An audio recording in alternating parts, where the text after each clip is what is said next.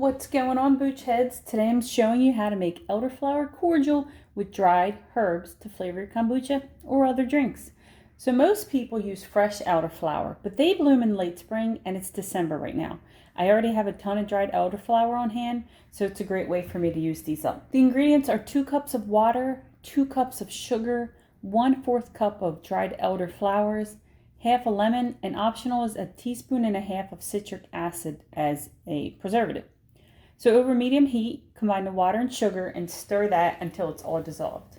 I then add the elderflower and I let that simmer for about 10 minutes.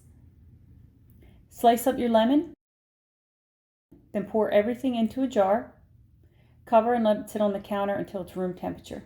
Then I transferred it to a fridge and let it sit for 3 days before I strained it and put it into glass bottles, which I'm now storing in the fridge. I have a couple of kombucha recipes I'll be sharing in the next couple of weeks that use this cordial. Cordial is a non-alcoholic drink flavored with nut, herbs, and spices.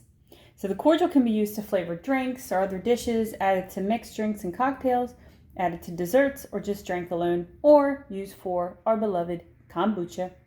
Elderflower is described as having a unique, fresh, fruity, green, and subtly floral taste, similar to a subtle peach. If you don't want to make your cordial, then you can buy this at wine and spirit stores. Some grocery stores, Walmart, and Amazon have it.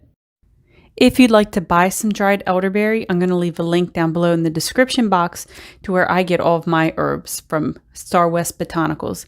They have great customer service, high quality products, and they usually ship fast. So I buy all of my dried herbs from there, and I love them, and I hope you do too.